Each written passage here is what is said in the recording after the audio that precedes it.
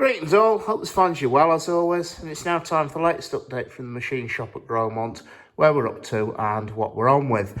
We're down the other end of the shop to start off, because this is where Barry's been busily working, getting on with some of the last bits of rectification and a few other bits and pieces.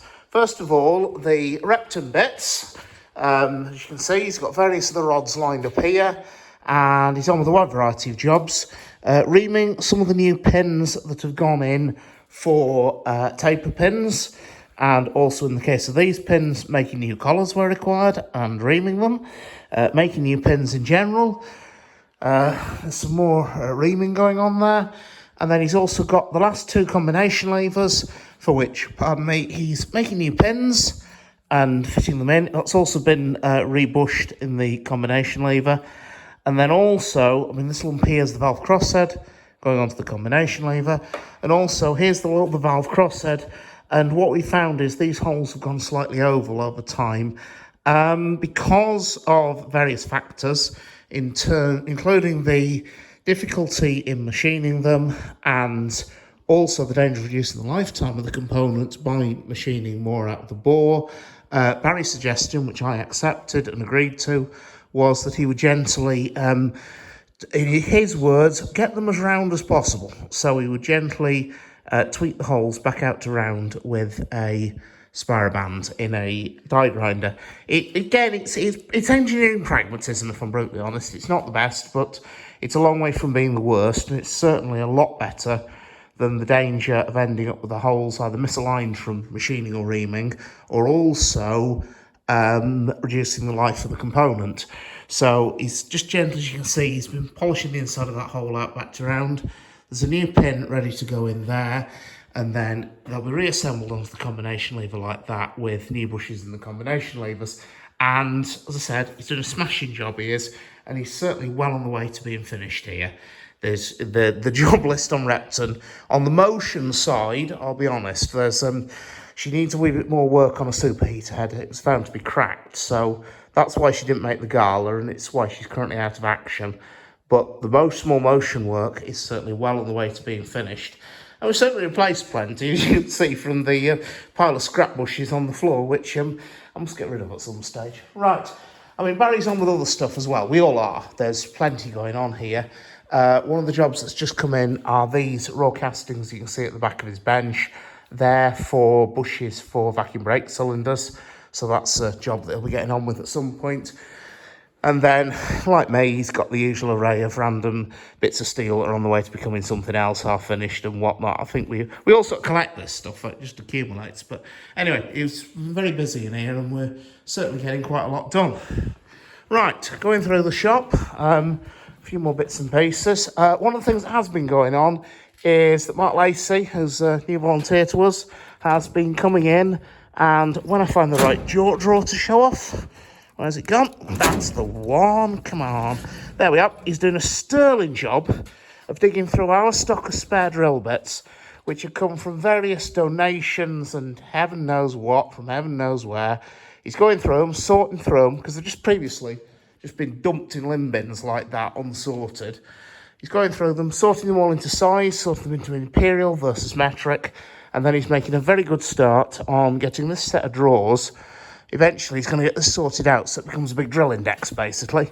So he can have all of these with different sizes, laid out, ready to use. He's not there yet, but it's certainly making our life easier.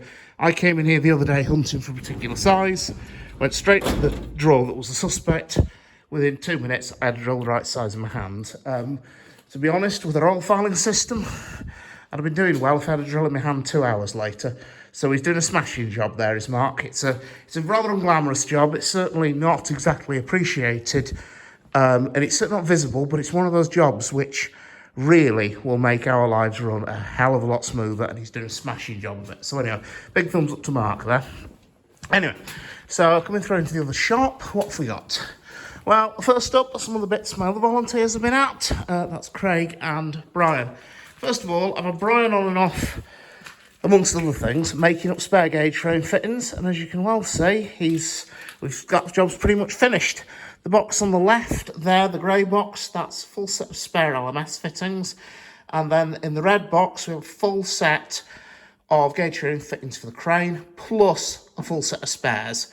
I've then launched him at another little job, which is that lump of steel there you can see with the light blue end. That blank is, the next job for that is it's going to end up in the dividing head on the milling machine, and it's going to be milled into a hexagon. Then he's going to cut that hexagon into individual slices, and those slices will eventually become lock nuts for the adjusting turnbuckles in Black 5 brake gear. We need a set for Eric. Eric's are wearing, shall we say, and during 806's overhaul, we've also decided they're going to be replaced on that. So he's going to make a batch of 4, because each local uses 2, one right hand, one left hand. And then the next fun game is going to be cutting left-handed 4 TPI internal threads. Yeah, we'll set fire to that bridge when we come to it. It'll work. It'll work. I've confidence. The man, he's got it sorted. The man's got it thread embossed. So I'm really, I have absolute confidence in him. The job will be done. And that machine really must be cleaned out tomorrow. That mess is mine. I will hold my hands up to it. That mess is with me. Nobody else can be blamed for that. So one of tomorrow's jobs, let's sort that.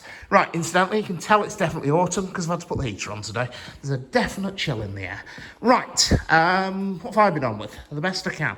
No, what I've been on with is I've been looking at sorting these coach crowns. These are for the Fox bogies off the coach. I believe it's the Clastori dining coach, which is currently in the workshops at Pickering, I think. But don't quote me on that. It's a wooden-bodied coach, runs on bogies. These are the bearings that was bogies. Now, as I said to you, these need a radius machining onto the end of them. However, there is one minor entertainment in that these have already been part machined. So the setup has actually turned into a bit more of a chew than I was expecting. But, you know. Anyway, so we're going to do it on the horizontal borer.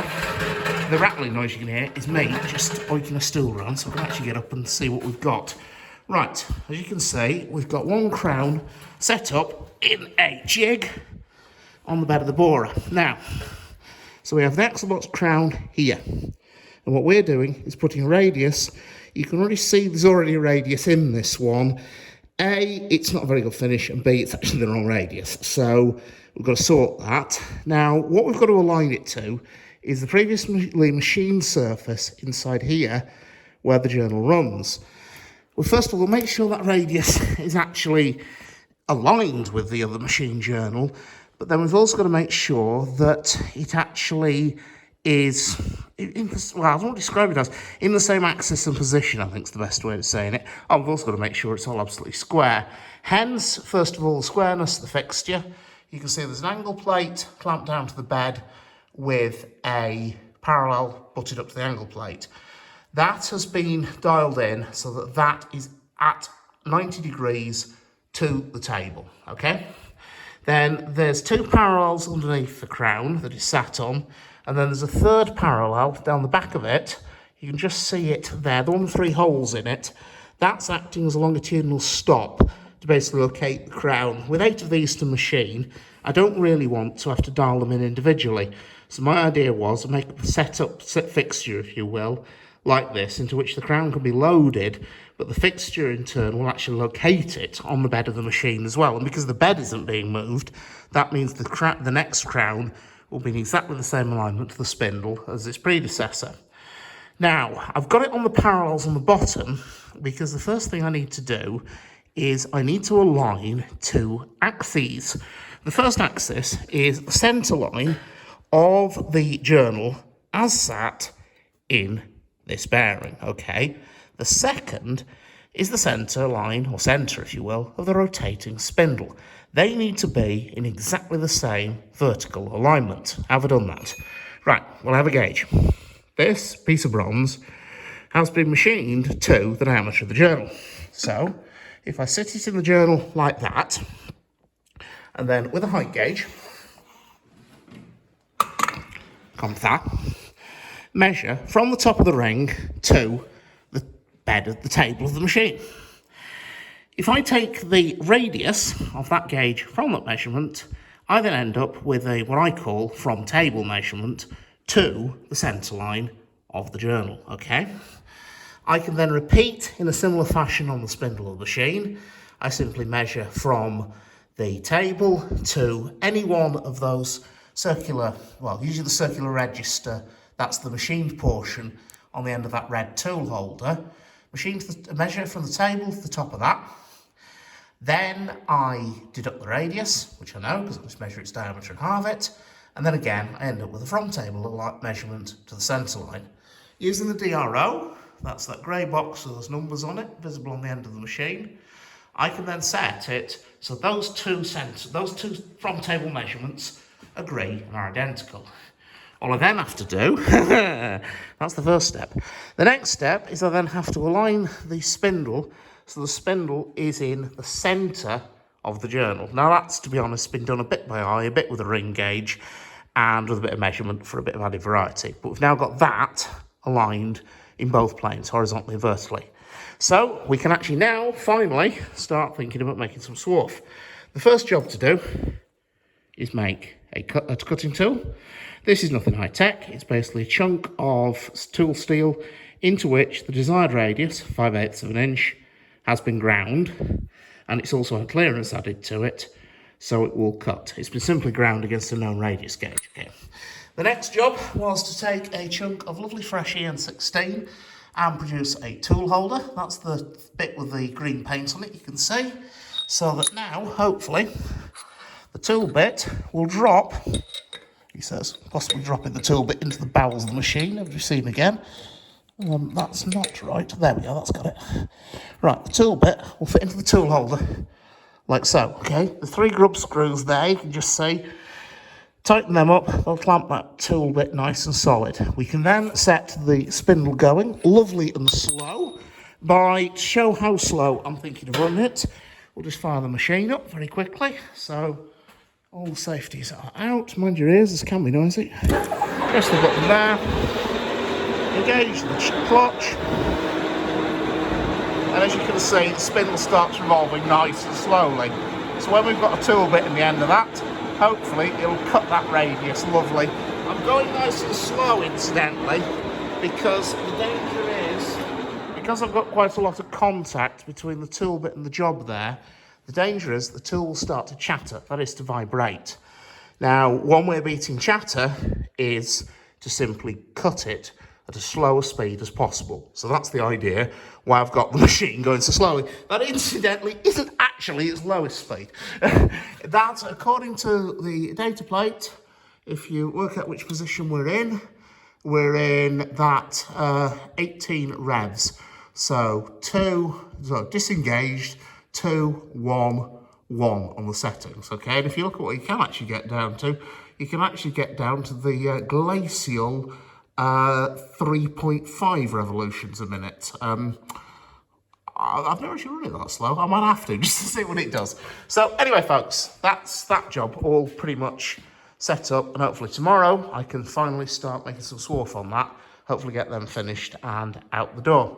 So anyway, folks, that's where we're at and that's where we're up to. I hope you found it educational, informative as always. Take care and I'll see you around.